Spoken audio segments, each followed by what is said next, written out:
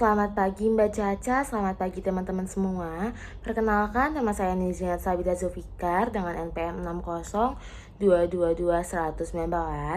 Di sini saya akan menjelaskan tentang mengoptimalkan potensi siswa untuk belajar matematika. Oke teman-teman, di sini saya lanjut ya. Di sini ada latar belakang. Latar belakangnya ada kesulitan belajar matematika seringkali menjadi tantangan umum yang dihadapi oleh banyak siswa di berbagai tingkat pendidikan. Mata pelajaran matematika sering dianggap rumit dan kompleks, memerlukan pemahaman yang mendalam terhadap konsep-konsep yang diajarkan, serta keterampilan dalam pemecahan masalah. Emang matematika itu sulit itu kah? Enggak teman-teman. Nah, kemudian di sini ada definisi ya teman-teman. Di sini saya mengambil saya mengambil teori belajar tentang diskalkulia. Diskalkulia adalah gangguan pembelajaran yang ditandai oleh kesulitan atau kegagalan dalam memahami dan menggunakan angka serta konsep matematika. Individu dengan diskalkulia mengalami kesulitan dalam melakukan operasi matematika dasar, mengenali pola angka, memahami hubungan sistematis, serta menguasai konsep matematika yang lebih kompleks. Diskalkulia bukan disebabkan oleh faktor kecerdasan yang rendah atau kurangnya minat belajar, tetapi merupakan hasil perbedaan neurologis dan gangguan perkembangan yang mempengaruhi kemampuan pemrosesan matematika. Didukung dan pendekatan pembelajaran yang disesuaikan dapat membantu individu dengan diskalkulia mengatasi kesulitan belajar mereka dan meningkatkan kemampuan matematika. Jadi sebenarnya banyak teman-teman, jadi diskalkulia itu anak yang spesial, jadi dia butuh waktu yang agak lama untuk mengerti matematika. Jadi banyak sekali pendekatan yang disesuaikan. Jadi harusnya yang anak lain tuh udah di level 8, tetapi anak diskalkulia kita harus menurunkan level ke level 4 atau ke 5. Jadi lebih rendah, lebih agak bawah dikit teman-teman. Tidak bisa disamakan karena mereka mempunyai kelebihan yang sangat ini ya teman-teman. Sebenarnya kemudian di sini ada kasus. Di sini saya mengambil kasus tentang Sarah. Sarah seorang siswi kelas 4 SD mengalami kesulitan dalam memahami konsep perkalian. Meskipun ia telah diberi pengenalan tentang perkalian dan berlatih melakukan perhitungan, ia masih kesulitan menerapkan konsep ini di dalam konteks yang berbeda. Sarah seringkali bingung tentang bagaimana mengalihkan angka dan menghubungkan dengan situasi sehari-hari. Ketika ditanya tentang tabel perkalian 6, Sarah tidak dapat mengingat hasil perkalian angka tersebut secara cepat. Ia juga mengalami kesulitan dalam mengerjakan soal matematika yang melibatkan perkalian. Dan seringkali memberikan jawaban yang salah. Ketika ia mencoba menghitung secara mental, ia seringkali melakukan kesalahan dan merasa frustasi. Jadi sini tuh Sarah tuh frustasi teman-teman bila dia tidak bisa melakukan itu dengan benar atau menjawab dengan benar. Sarah tuh kayak ngerasa mungkin kayak kok gue gini ya gitu. Kalian merasa frustasi teman-teman.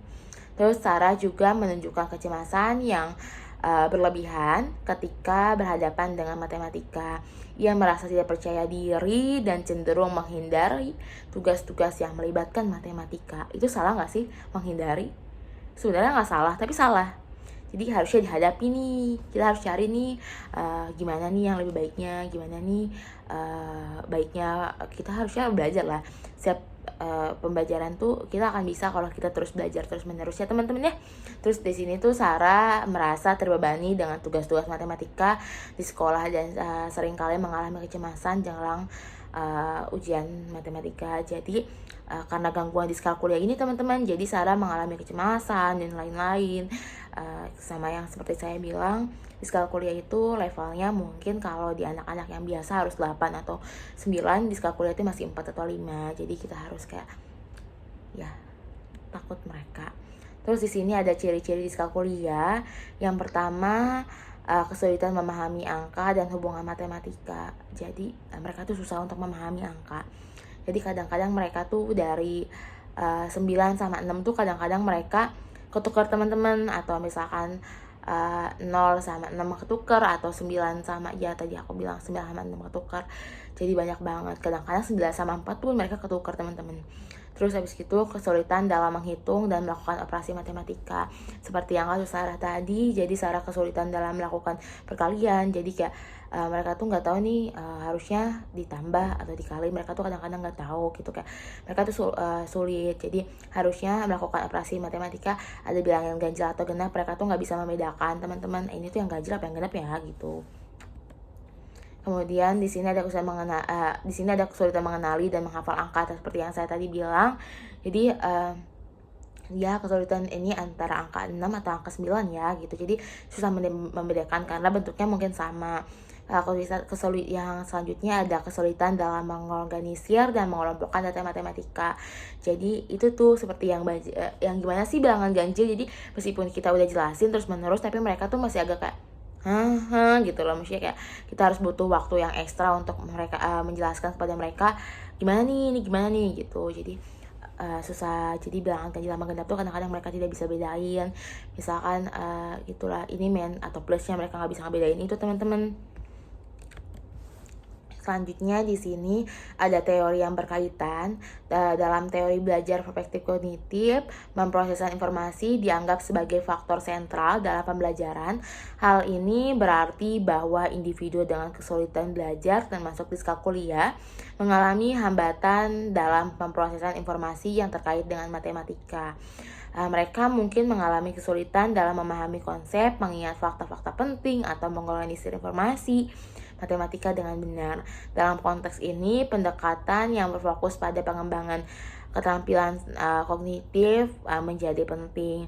Peningkatan perhatian, memori, pemecahan masalah, dan kemampuan mengorganisir informasi dapat membantu mengatasi kesulitan diskalkulia melalui latihan dan penggunaan strategi belajar yang benar yang mendukung pemrosesan informasi yang efektif. Individu dengan diskalkulia dapat meningkatkan kemampuan mereka sendiri. Jadi dengan sentral atau misalkan kayak perspektif kognitif, jadi kayak itu harus gimana nih, caranya tuh harus gimana nih, ini tuh harusnya awalnya gimana nih. Jadi kayak dengan perlahan tuh mereka akan mengerti teman-teman. Jadi harus butuh waktu yang ekstra.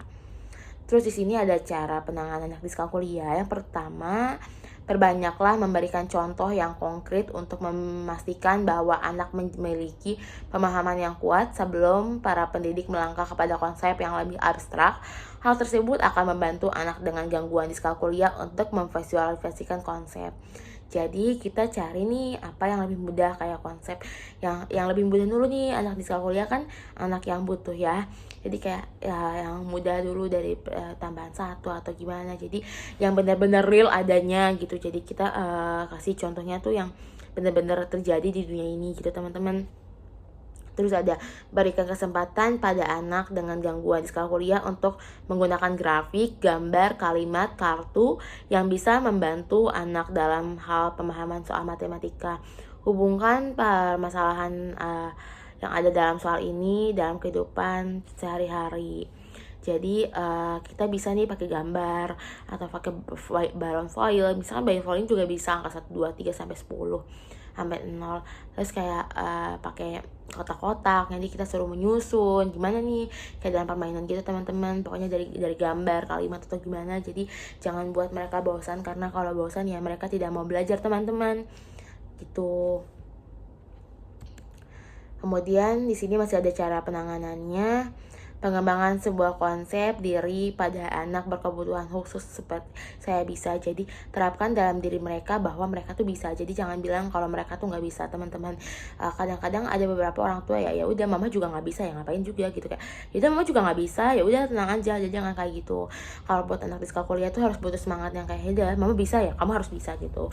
Kasih semangat, pokoknya sekecil apapun kayak saya bisa terapin dalam diri mereka bahwa mereka bisa. Jadi jangan terapin dalam diri mereka kalau mereka tuh nggak bisa teman-teman, karena itu akan mempersulit mereka. Ingatkan pokoknya kita tuh harus suasananya harus baik teman-teman kalau ngajarin mereka. Jadi harus sopan santunnya di ini, terus kayak kita ramah biar mereka nyaman dengan suasana belajar matematika ini. Jadi jangan dibuat kayak tegang segala macam teman-teman. Terus yang keempat, yang selanjutnya ada pilihlah media permainan komputer atau kartu untuk menguasai konsep awal hingga angka 20. Menggunakan tabel perkalian juga bisa sangat membantu anak gangguan di sekolah kuliah dalam belajar matematika menggunakan waktu 10 menit per hari. Jadi bisa nih teman-teman pakai stik es krim atau pensil yang banyak disusun, ini berapa nih gitu pengelompokan bisa teman-teman. Dan waktu untuk belajar matematika sebenarnya nggak harus lama, cukup sehari 10 menit tapi benar-benar belajar, dan itu belajar yang teman-teman bisa dibilang kayak mending waktu bentar tapi belajarnya bener kondusif dibanding waktu yang sejam atau 2 jam. Itu akan membuat anak-anak di sekolah kuliah tuh kayak ini ngapain sih belajar gitu, kayak lama banget gitu. Jangan membuat mereka bosan teman-teman gitu. 10 menit per hari tapi konsisten setiap hari teman-teman. Jadi jangan kayak dibanding yang setengah jam atau sejam itu akan membuat mumet. Kalian aja kalau misalkan belajar lama-lama kan males ya, apalagi ini anak yang spesial yang membutuhkan bukan spesial, lebih ke membutuhkan ekstranya. Jadi 10 menit per hari tetapi setiap hari belajar. Misalkan hari ini dengan tema stik es krim, besok dengan tema sumpit, tapi tetap aja itu dimasukin ke permainan mereka kayak pembelajaran kita. Terus di sini ada strategi belajar. Strateginya saya mengambil yang self-regulation learning, melibatkan siswa dalam penetapan tujuan yang spesifik dan terukur, mendorong individu dengan diskalkulia untuk mengatur waktu belajar mereka secara efektif, melibatkan pemantauan diri terhadap kemajuan belajar mereka sendiri, mendorong individu dengan diskalkulia untuk mengembangkan keterampilan pemecahan masalah diri, mendorong penggunaan strategi belajar yang efektif. Individu dengan diskalkulia dapat mencari tahu strategi pembelajaran yang cocok untuk mereka, seperti menggunakan manipulatif matematika, menghubungkan konsep matematika dengan kehidupan sehari-hari, atau bekerja dalam kelompok belajar. Jadi banyak banget teman-teman strategi belajar yang bisa digunakan untuk anak diskalkulia ini teman-teman. Ya, seperti itu tuh, mencari tahu strategi belajar yang cocok untuk mereka. Jadi kita tuh harus masuk ke dunia mereka biar kita tuh tahu nih strategi yang bakal kita lakuin tuh ke mereka tuh apa gitu teman-teman.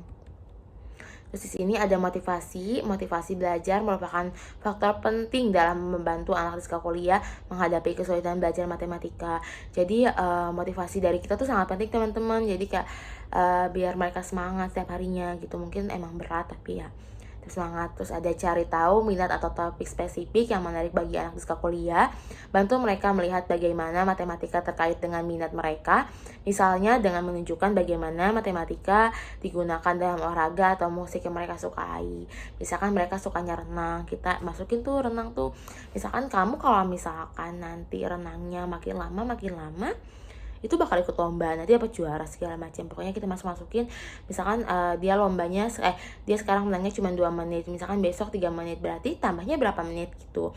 Kalau misalkan hari kemarin 5 menit, sekarang cuma 3 menit, berarti berapa menit kurangnya gitu. Pokoknya masukin aja teman-teman. Terus bantu anak menetapkan tujuan yang realistis dan terukur dalam belajar matematika. Ajarkan mereka untuk memecahkan tujuan besar menjadi langkah-langkah yang lebih kecil, tujuan yang besar menjadi langkah yang kecil, sehingga mereka dapat melihat kemajuan yang nyata. Terus ada memberikan penguatan positif dan apresiasi atas upaya dan kemajuan anak. Fokus pada keberhasilan mereka bahkan sekecil apapun. Ini akan membantu membangun rasa percaya diri dan motivasi belajar mereka terus menerus. Jadi peningkatan sekecil apapun harus kita apresiasi teman-teman, yang benar-benar apresiasi kayak semangat segala macam. Jadi kayak jangan meremehkan mereka, jangan anggap mereka tuh sebagai kayak sampah gitu, jangan. Karena ya itu mereka tuh sangat butuh motivasi dari kita teman-teman. Terus di sini ada libatkan anak dalam proses pembelajaran matematika dengan mendorong mereka untuk mengajukan pertanyaan, berpartisipasi dalam diskusi atau menggunakan strategi pemecahan masalah yang mereka temukan. Hal ini akan memberikan mereka rasa ingin memiliki dan meningkatkan motivasi belajar menggunakan pendekatan. Terus ada selanjutnya ada menggunakan pendekatan pembelajaran yang bervariasi untuk mencegah kebosanan, menjaga minat anak tetap tinggi menggunakan metode yang berbeda seperti permainan dengan kegiatan praktis atau teknologi untuk mengajarkan konsep matematika dengan cara yang menarik dan menyenangkan. Jadi banyak banget ya teman-teman, kayak misalkan belajar tuh nggak harus di kelas aja teman-teman, bisa di ruang TV atau di mana atau di tempat bermain, pokoknya kita cari kelas senyaman mungkin teman-teman. Terus di sini ada kesimpulannya, mengetahui tentang diskalkulia sangat penting karena hal itu memungkinkan identifikasi diri dan investasi yang tepat, membantu pendidik dalam memberikan pendekatan pembelajaran yang inklusif, mendorong penerimaan dan dukungan sosial, mendorong peneliti dan pengembangan lebih lanjut, serta meningkatkan kesempatan kesuksesan bagi individu yang dengan diskalkulia.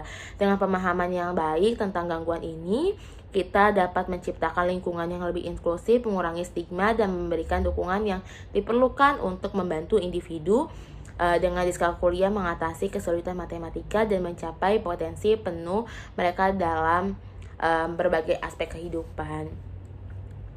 Kemudian di sini ada beberapa referensi teman-teman. Terima kasih. Kurang lebihnya mohon maaf. Sekian presentasi dari saya. Terima kasih teman-teman. Sampai jumpa Mbak Caca.